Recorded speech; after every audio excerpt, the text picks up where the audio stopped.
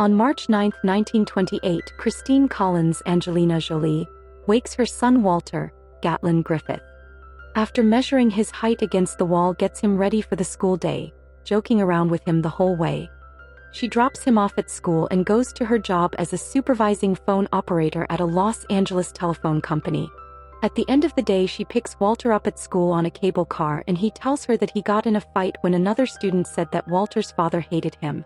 Christine corrects him by saying his father didn't even know him, so how could he hate him? Christine then explains that Walter's father was merely frightened of the responsibility that came with Walter and took off before he would have to deal with it. And Walter smiles and accepts this explanation. The next day Christine gets a phone call early saying that she has to come in since one of the other girls was sick. Eventually she agrees, disappointing Walter with the news that they have to go to the movies tomorrow, to which he sighs but nods. She tells him that there's a sandwich for him in the fridge and reminds him that a couple neighborhood girls will be by later to check on him, and she then heads out. At the phone company, Christine is getting ready to leave when her boss Ben Harris, Frank Wood, stops her. He notes that she's done a great job as a supervisor and says that there may be an opening for a full-time assistant manager.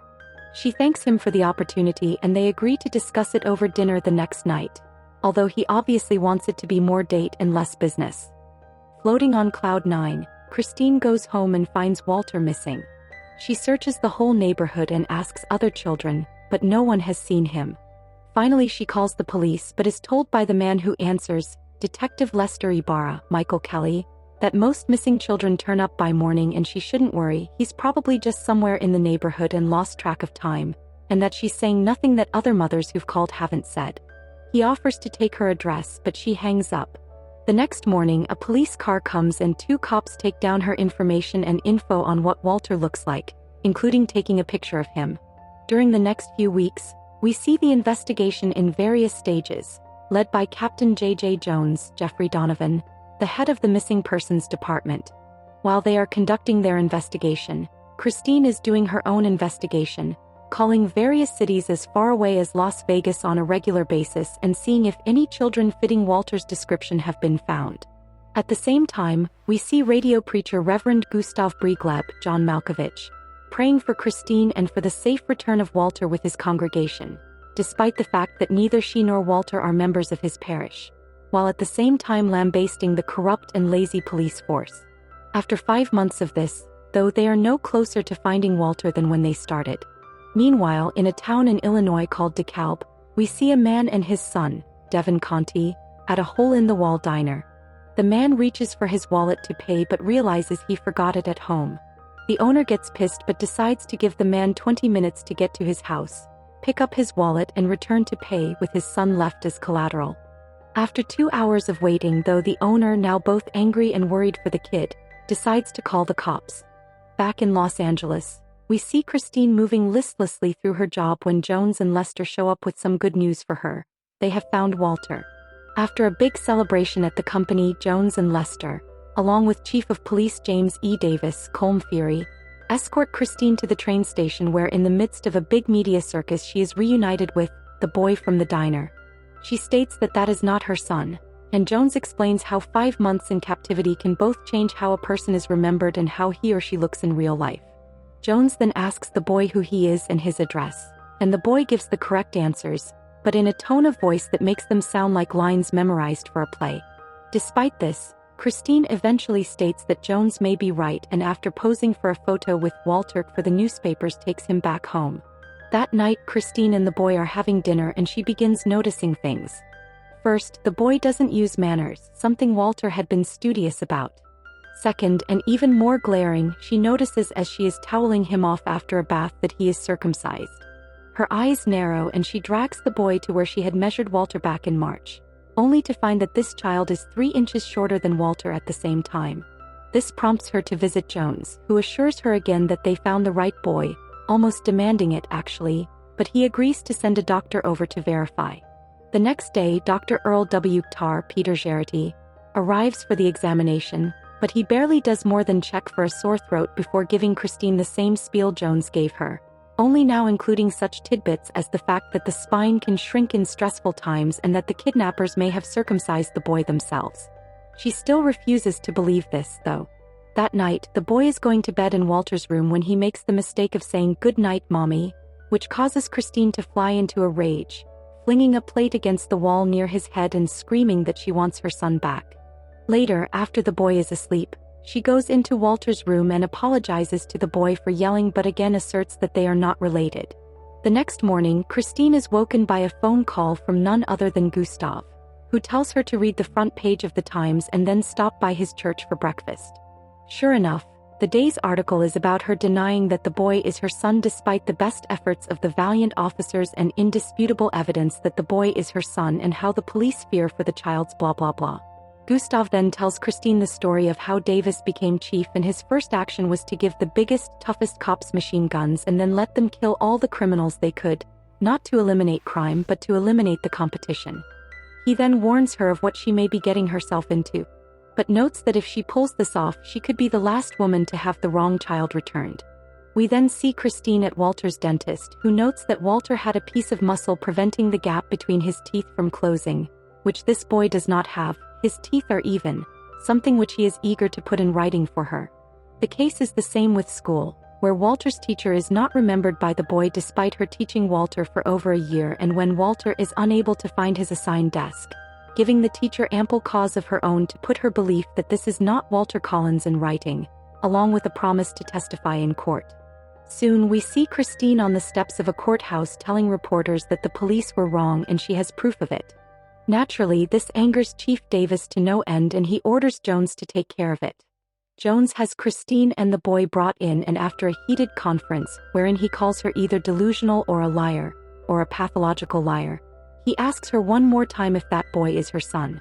When she says no, he nods to two people and they take her away to an insane asylum where after being subjected to a very crude and harsh entrance examination series she is to be held for her own safety and the safety of the boy until such time as she can demonstrate that she is sane and capable of taking care of herself and the child. Meanwhile, in Wineville, modern-day Mira Loma, near Riverside, we see Lester investigating a missing child report regarding a kid from Canada. He pulls over at one point to ask a stranded motorist for directions to the Northcote Ranch. The motorist, who just happens to be Gordon Northcote, Jason Butler Harner, the owner, pales a little and happily gives him the directions. Lester thanks Northcote and heads on his way to the seemingly deserted homestead. After poking around some he finds his quarry, one Sanford Clark, Eddie Alderson, and informs him that he's going back home to Canada as at the same time we see Northcote in a train station, trying to buy a one-way train ticket to Canada, although the best he can do is get a ticket to Seattle where he would then have to either hitch, rent a car or walk across the border. Back with Christine, who has missed her appointment to appear on Gustav's show, much to his disappointment, we see her having her first breakfast in the asylum. She meets a woman named Carol Amy Ryan, who is both sane and aware of her situation.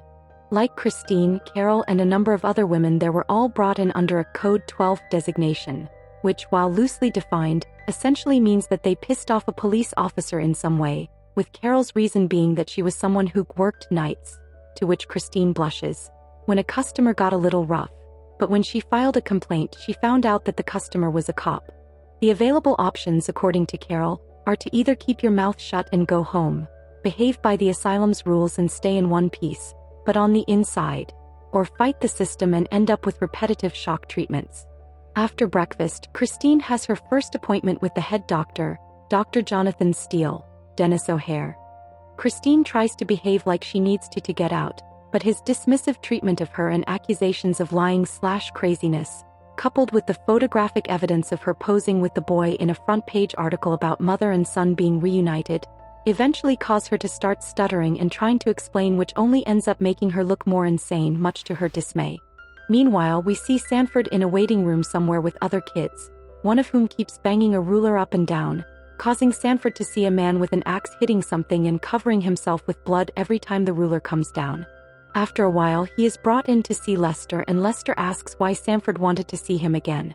Sanford then tells Lester the story of how he had intended to only stay with his cousin at his ranch for a little while, but was eventually forced to stay there. Lester lights a cigarette and starts asking what that has to do with it, and Sanford tells them of something they would do. Every now and then they would go driving in the city and pick up a boy who was alone by saying that his parents were in the hospital and they needed him to come with them now. According to Sanford, if just an adult asked, the kid would automatically refuse to get in, since they wouldn't take a ride from strangers. However, if they saw that there was already a kid in the car, a kid like Sanford for instance, then it must be okay to get in. After they had the boy, they would take him back to the ranch and lock him up inside the chicken coop on the grounds, sometimes with as many as 4 or 5 others. Once things started to get crowded, Northcott would take some of the boys and hack them to death with an axe. Except sometimes he wouldn't go all the way and he would force Sanford to finish. In either case, Sanford would then have to dig a grave and bury the bodies on the grounds. By the end of this story, Sanford is in tears and Lester is in shock, with his cigarette having burnt all the way down without having been smoked. Pulling himself together, Lester asks if Sanford would remember the faces of those boys and Sanford nods yes. Lester pulls out a stack of pictures of missing boys and Sanford starts going through them. He puts the ones he recognizes face up on the table in front of him, eventually creating a pile of 10 or 15 pictures, with only a few rejects. Lester starts going through the recognized pile looking at the names on the back. He pulls out one and asks Sanford if he's sure and Sanford nods. Lester whispers, "Jesus Christ," and puts the picture, which is labeled Walter Collins, age 9, on the table. He heads out of the room, grabs 2 other cops, and after grabbing Sanford and telling the cops he'll explain on the way, heads out. The next day, Christine is having another talk with Steele and, after noting that she is having to be force-fed her medication, informs her that if she is willing to sign a contract saying that she was wrong and the police found the right boy, then she could go home first thing tomorrow morning. She refuses and grows angry, causing the doctor to yell for an orderly, who drags Christine out of the room kicking and screaming. Carol, who is near all this, comes to Kirstein's defense by fighting with several of the nurses and orderlies and even going so far as to punch the good doctor. Naturally, this unruly conduct gets her some time in the shock treatment room. When Christine checks on her later, Carol admits that she's been pregnant twice and lost the baby twice. She tells Christine that the important thing is to keep fighting, and as for the doctors and orderlies, fuck them and the horse they rode in on. Christine laughs at this unladylike remark and Carol says that there's a place and time for being ladylike and this is neither.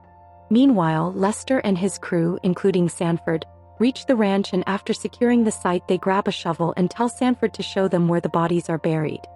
He takes them to a spot that may once have had a small coop but now holds just the base of it, the rest having perished in a fire. Lester tells Sanford to start digging, which he reluctantly does, eventually unearthing first a shoe with a skeletal foot, then a hand, then a pair of rib cages. Later, Jones is talking with Lester on the phone about Lester's discovery and the implications, especially those in the Collins case, when Gustav shows up with an army of lawyers demanding Christine. Jones quickly tells Lester to just get Sanford to the station and confronts Gustav. Fortunately, except for Jones, Gustav is able to get Christine's current location. The day after, we see Christine at roll call, where the inmates stand outside their doors to be counted. Steele asks Christine if she's ready to sign the contract and she says proudly, "Fuck you and the horse you rode in on." Steele orders immediate shock treatment and heads for his office just as Gustav is barging in with his army.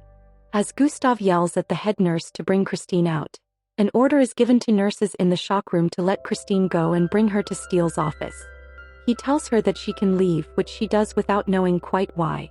As she departs, we see the headline on the paper he is holding, "Bodies of Missing Children Found at Ranch, Collins Child Believed Dead." Not exactly it, but close enough. Christine walks outside and overhears a newsie shouting the headline and faints, but Gustav is suddenly there to catch her and take her home. Sometime later we see the fake Walter being interviewed by Lester. He claims innocence, but Lester says that given the Collins boy's death, he could be charged with accessory to murder.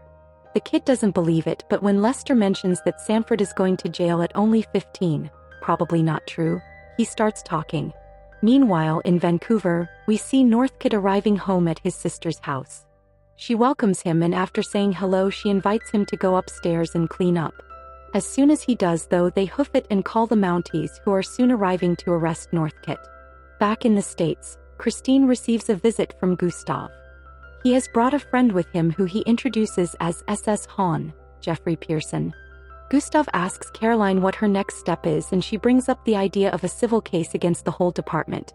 In turn, Gustav notes that he tracked down the only lawyer to go up against the city 4 times in civil cases and wins, but that he was much costlier than Gustav could afford. Christine nods sadly, at which point Han says that that's why he's doing this case pro bono. On top of that news and the subpoenas being filed against the department, including Jones and the chief, Christine and her new friends also managed to get all the women in the asylum that were placed there under Code 12 released, including Carol, who shares a warm smile with Christine as she makes her way out. About 2 weeks after this all started, on October 4, 1928, we see Christine and company heading into the courthouse amidst a swarm of people all carrying signs insulting the integrity of the LAPD. Inside the court, we see representatives of all parties gathered except for the LAPD. A recess is called to the committee head's displeasure, and Christine is taken to a separate courtroom where the trial of Northcott is being held and where he enters a plea of not guilty. In the audience, a woman taps Christine on the shoulder and identifies herself as Leanne Clay Lily Knight, a mother of one of the boys Northcott killed, which gives the two women an instant connection. On the same day, we see the fake Walter, really a boy named Arthur Hutchins, being reunited with his real mother by a smiling Chief Davis, who wants the press to note that the LAPD does many good deeds despite the bad deeds undertaken by a minority of the department. Unfortunately for him, this line gets derailed once the boy pipes up that it was the police who told him to be Walter Collins, which has Davis all but shoving the boy onto the train just to get rid of him. At this point, clips from each trial are shown, with people such as the chief, Walter's teacher, and Walter's dentist testifying. Most prominently shown is a clip of Captain Jones being interviewed wherein Han gets him to admit that he sent Christine to the mental hospital without warrant or cause. Eventually, the trials are concluded and verdicts are reached. For Northcott's case, it ends with him being found guilty, at which point he pauses to say that he hates everyone in the courtroom except for Christine, who he calls a real classy lady. He is sentenced to solitary confinement at San Quentin Prison until October 2, 1930, at which point he will be hung from the neck until dead. In the civil trial, the decree is that Jones shall be permanently suspended, fired. Davis shall be demoted from his position as chief, and an internal review of the steps needed to allow someone to be committed shall be undertaken so that events such as those which allowed Christine and the other women to be committed so easily shall not happen again. 2 years later, on September 30, 1930, we see Christine at work. She takes her 10-minute break, which consists of calls to missing child departments, when she is interrupted by none other than Han, her old lawyer friend. He informs her that Northcott has requested that he see her so he can tell her face to face what really happened to Walter. She goes down the next day, but once the two are together, Northcott clams up. He says that he has confessed to God and been forgiven by him, and claims again that he never killed Walter, who he had called an angel at the trial, and that he does not want to lie now, lest he go to hell. Christine demands to know what happened and that he tell the truth, even going so far as to throw him against the window to get him to talk, but it has no effect. She stays for the hanging the next day.